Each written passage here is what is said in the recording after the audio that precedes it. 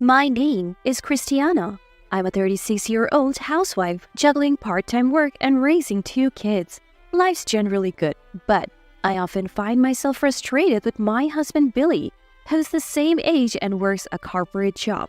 For some reason, Billy always seems to prioritize his mother over our family. If she asks him to help her with her garden on a weekend we had plans, he will change them in a heartbeat.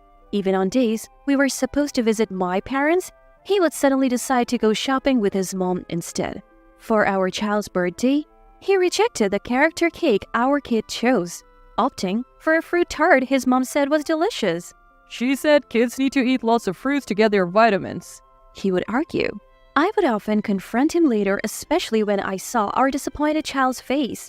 His mother might seem like a loving grandma who adores her son and grandkids, but she clearly enjoys the attention and superiority she feels when Billy prioritizes her. Even if it means our child gets hurt, she would just smile and say, "Sorry dear, grandma's fault." She sometimes acts condescending towards me, making it hard to hear others praise her as a good mother-in-law.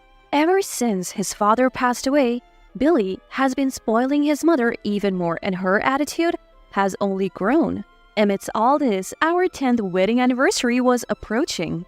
How about a nice dinner at a restaurant for our 10th anniversary? We can leave the kids with your mom or my parents, I suggested.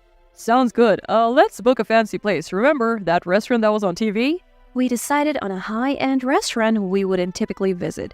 Billy seemed excited and quickly called his mom to watch the kids.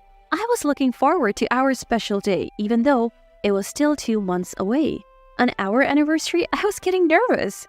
Billy, who promised to come straight home from work, was nowhere to be seen. I kept thinking he might have gotten held up, or maybe he forgot, but he did mention it in the morning. I couldn't reach him or his mother, who was supposed to watch the kids. In desperation, I called his office. A woman answered and quickly told me he had already left. I thanked her and hung up, wondering why he couldn't just call. Our kids who knew about our plans kept glancing at the clock, clearly worried. I couldn't take my eyes off the ticking clock. The person who answered the phone right before I called the company earlier should be able to come home already since I went there by bicycle this morning.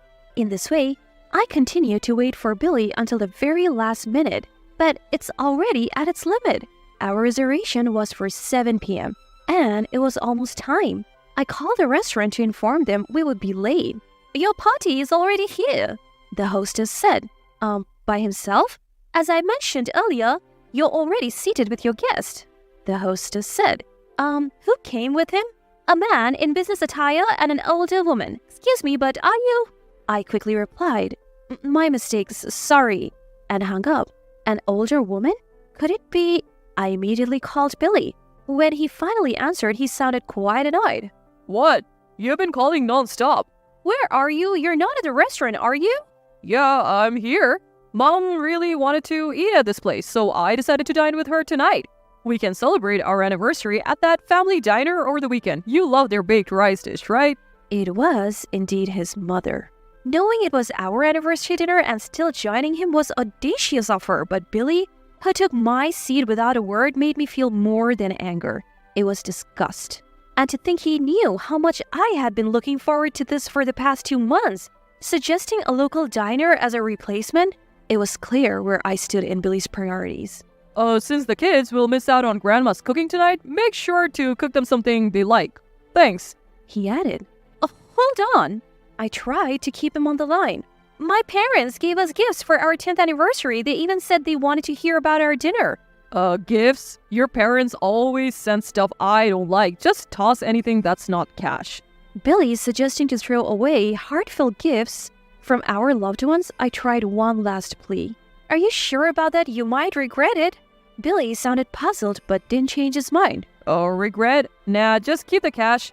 Oh, our food's here. Don't call again. Bye. I sighed as I hung up, noticing our kids looking worried. "Who's up for helping me make dinner?" Their enthusiastic hands shot up, lifting my spirits. After dinner, I sorted the gifts as Billy had instructed.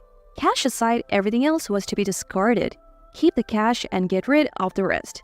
I felt ashamed and sorry for the people who had given us those gifts. How had I put up with such a man for 10 years? By the time I put the kids to bed, Billy was home. Don't you think it's a bit much to prioritize your mom even on our 10th anniversary? I was the one who suggested the dinner, and you knew how much I was looking forward to it. You could have dined with your mom any other day. Yeah, don't be so dramatic. I told you I would take you to the family diner. I'll even pay half from my allowance. That's not the point. You dismissed everyone's gifts for our anniversary. Enough already. I have work tomorrow. Can we just go to bed? Billy didn't want to discuss it further. After a quick shower, he went straight to sleep. The next morning, I thought I would give it one last shot. About the anniversary gifts? Billy, with a clearly annoyed expression, ignored what I was saying and left the living room. Without a word, he seemed to have gone to work. Still upset from the day before, I decided that I had done enough and given him plenty of chances after seeing his attitude. After sending the kids off to school, I received an urgent call from Billy within just 3 hours.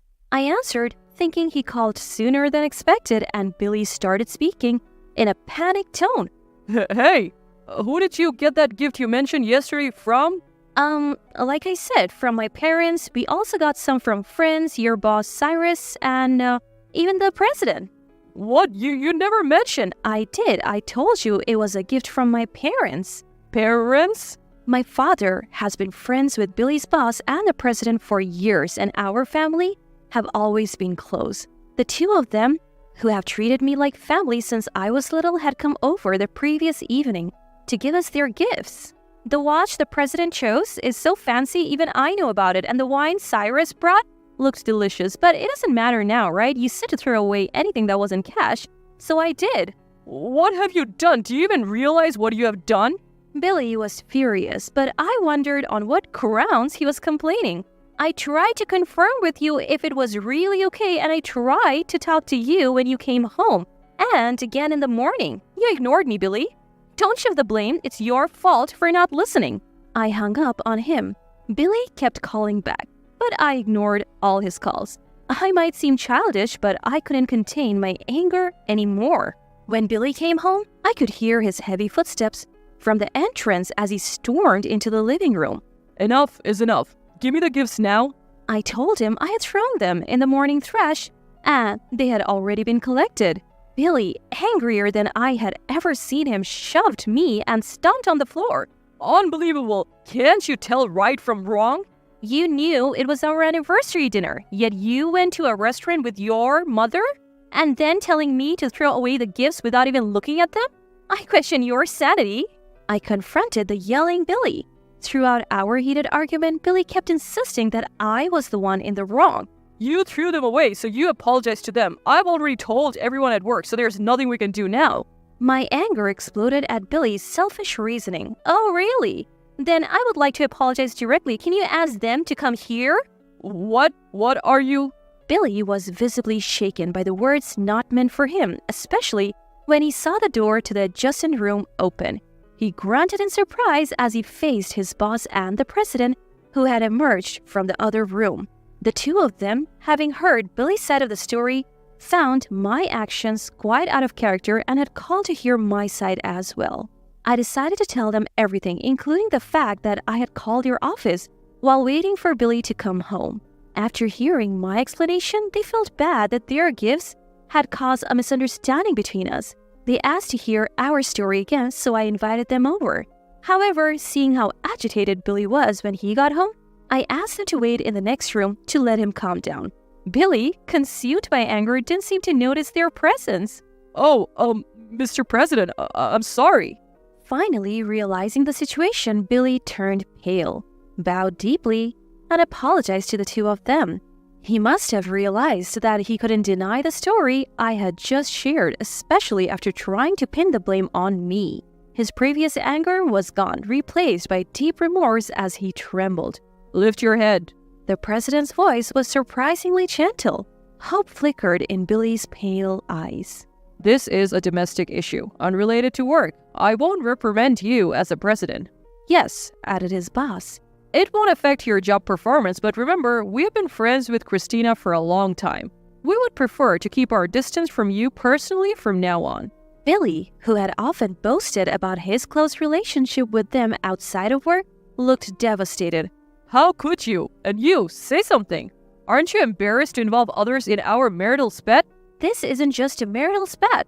You mishandled the gifts we received, and as a result, you lost their trust. And honestly, I don't need a husband who prioritizes his mother over his wife and family, and even tries to blame his mistakes on me. I'm filing for divorce, I declared confidently and left the house, glad that I had sent the kids to my parents' house earlier. Rumors spread at Billy's workplace about our divorce and his changed relationship with his superiors. His colleagues, whom he had once looked down upon, now mocked him for not being able to even chat with his bosses without a wife by his side. After the divorce, he saw our kids once a month while paying child support. But he kept complaining about the money and tried to guilt-trip the kids into living with him again. As they approached their teens, they started to resist seeing him. Now, respecting the kids' wishes, we have temporarily stopped their visits. When Dad cared more about Grandma than us, I realized we don't need to live with him, my daughter once told Billy. I still laugh thinking about his reaction. After declaring the divorce, I returned the gifts which I had secretly kept to the president and Cyrus, apologizing for the trouble. They accepted them, and Cyrus even jokingly gifted me my favorite wine as a divorce gift. I believe our relationship with them, including my parents, will continue. Later, after the divorce was finalized, I was invited to a home party at the president's house with my kids. There, I was offered a job at a company run by the president's brother. Ignoring all of Billy's annoying attempts at reconciliation, I now work in a supportive environment, and the three of us live happily.